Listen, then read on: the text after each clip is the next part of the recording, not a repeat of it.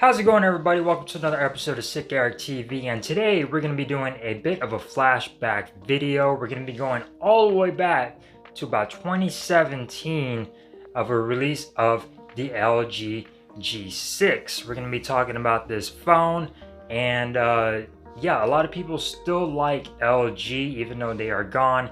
And this was one of the first devices to do a couple things that other manufacturers weren't doing at the time.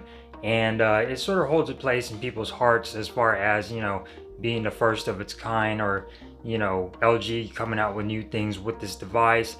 But still, should you buy one today? Probably not, just because it is, it has not been updated since I believe it was 2019.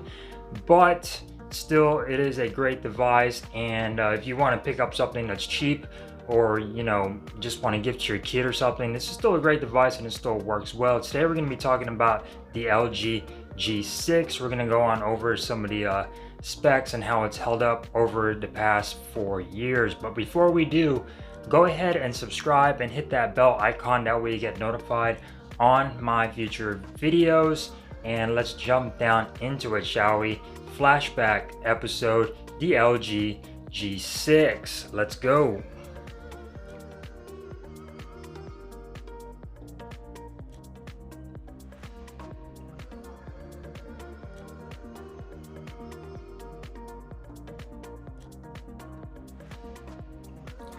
Alright, so let's jump down into it. Today we're doing the flashback episode of the LG G6. Now, this phone got released in February of 2017 and it has been discontinued.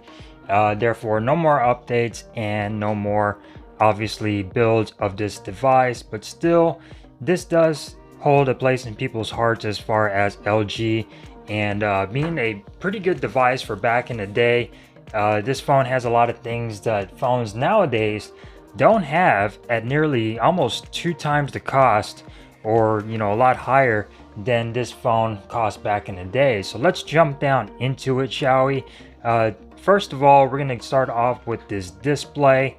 It is a 5.7-inch IPS LCD display, has a HDR10 compliant and Dolby Vision. It is 1440 by 2880, which means this is a QHD display, and like I said, phones nowadays don't even have that. They're at a 1080p. This was one of the first devices to ever bring in the 18:9 aspect ratio, which is the taller, slimmer aspect ratio, coming from mostly other devices of having 16:9. LG was the first to do that, and that is pretty cool. Display is pretty good. It is a LCD display, so the blacks don't get too black, but still the colors on here are pretty good on the LG G6. The display is covered in Corning Gorilla Glass 3, and you do have an always on display. Granted, it is pretty simple, just shows a clock and a couple of notification icons on there. Nothing too fancy since this is a LCD display. It will drain the battery a little bit since the whole display will be on. Going on over to the dimensions, it is 5.86 inches tall, 2.83 inches wide, and 0.31 inches thick. So pretty nice feeling device. It is a bit small, which is why I did not pick this phone up when it first came out. It weighs about 5.75 ounces, so it feels really good in the hand. But like I said, it is a small device, especially for me back in the day. I really like the big devices, and this one was pretty small. As you can see, there are huge bezels on there, but it is part of the design back in the day when LG did the whole LG branding on the front of the device. Still really good in the hand. It is IP68 water and dust resistant, and it does have the MIL STD-810G compliant drop protection, which it is rugged and everything in extreme conditions. Of course, it's not guaranteed because we all know glass is glass and glass will break. You do have micro SD card support on here, which a lot of phones nowadays do not have. Back when this phone came out, it was running Android 7, although now it does have one of the latest updates, which is back in I believe 2019. Let's go ahead and go in software. Yeah, January 2019. And the latest update this had was Android 8, which is pretty unfortunate. Some of the models do have Android 9, but I believe they are in different regions. I could not update this to Android 9. This is the T-Mobile variant, so Android 8 is what this device is stuck on.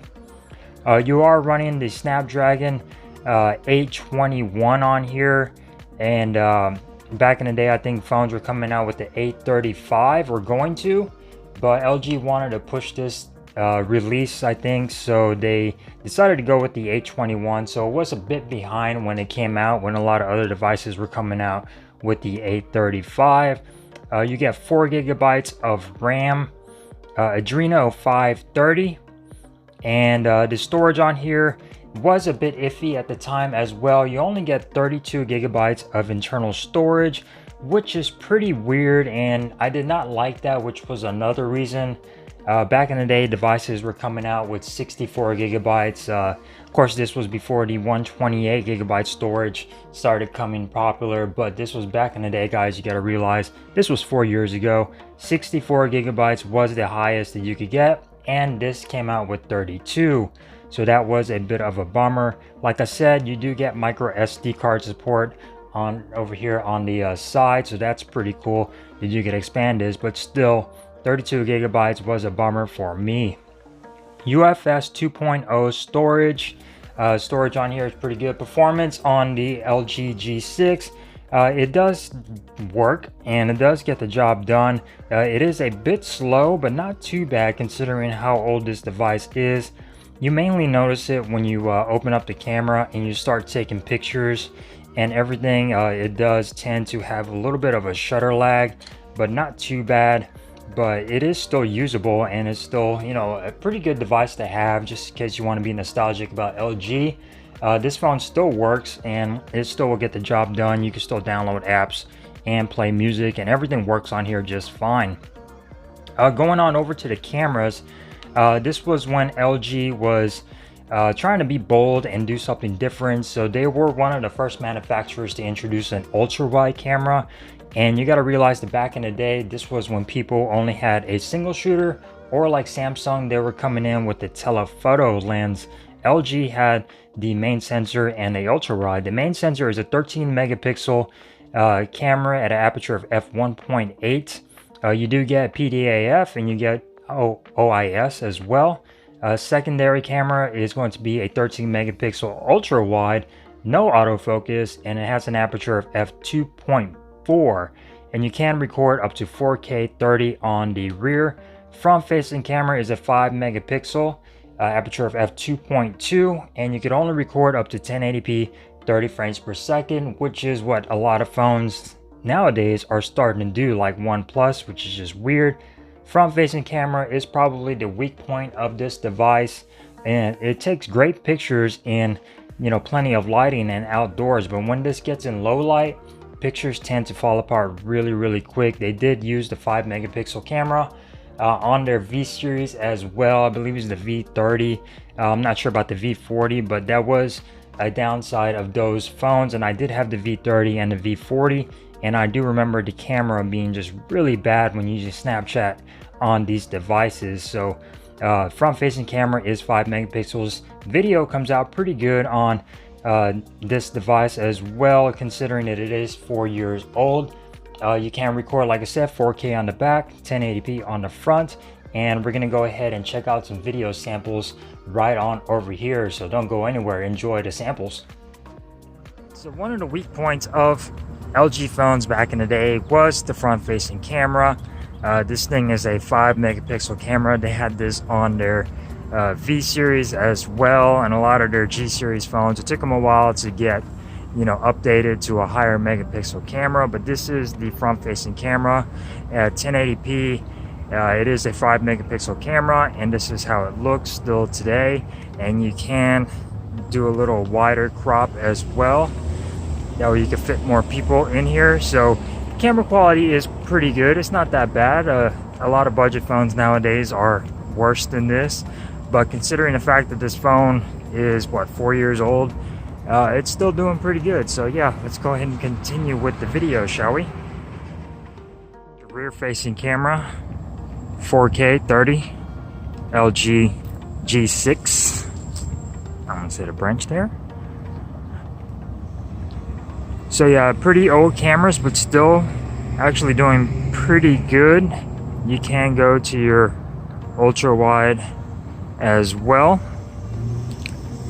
and it still looks pretty good. A lot of barreling effect over here, but not too bad.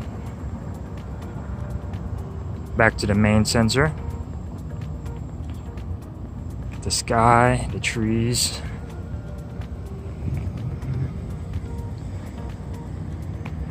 LG G6 4K 30. Let me know what you guys think in the comments down below. 4-year-old phone, does it hold up? I don't know. Another little cool feature on the LG Velvet is that you can do split screen, and this is pretty cool that I did not know this phone had. That a lot of phones are barely getting today, but back in the day, LG G6, you could do split screen, front facing camera and the rear facing camera at the same time. This is how it looks, and I am walking here, and yeah, that's pretty cool. 4-year-old phone, guys, not bad. All right, so hopefully you enjoyed the video samples taken on the LG G6. As you can see, they do look pretty good considering this phone is 4 years old. Video still looks really good. Pictures are a little bit questionable. The exposure sometimes might have been blown out a couple of times, but still, considering the fact that this phone looks really good as far as cameras compared to some budget devices nowadays, that's still pretty impressive for LG. And as far as the rear facing camera goes, that ultra wide does have a lot of barreling around the edges. So this was before the time when software took care of the distorted edges on ultra wide cameras, but still cameras can hold their own, and they are still usable as far as pictures go, and the video is still pretty usable.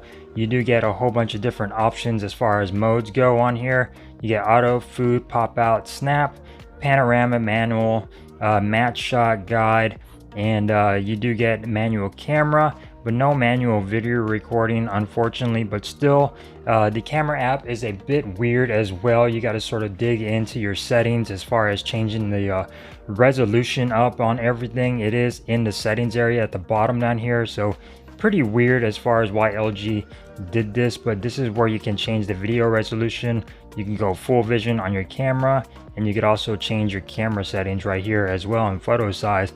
But it is pretty weird that it's not easily accessible on the LG G6. Going on over to audio, it does have a single bottom firing speaker, which gets the job done. It's not the greatest in the world. Another perk about this device is this does have the headphone jack. Yes, this does have the headphone jack. Back in the day, we still had these, and that was great.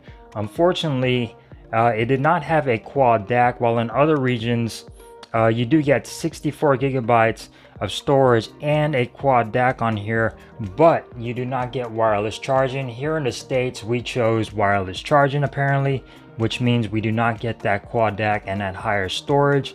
And audio on here, it does a job. It's not the greatest in the world. With this single firing speaker, you're more than likely going to be able to plug in some headphones or use some Bluetooth headphones to listen to media on this device if you want to get a good sound. And we're going to go ahead and take a look on how that sound comes out of the LG G6. That way you guys get an idea of how this device sounds.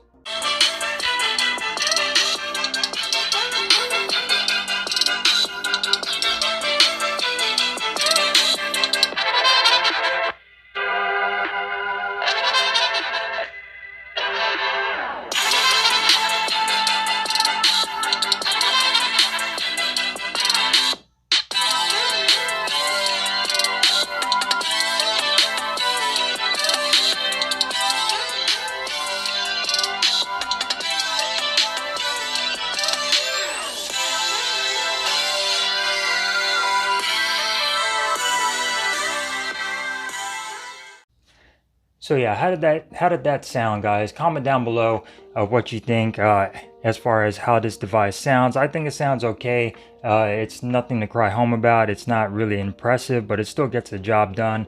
Comment down below if you think this phone still sounds pretty good.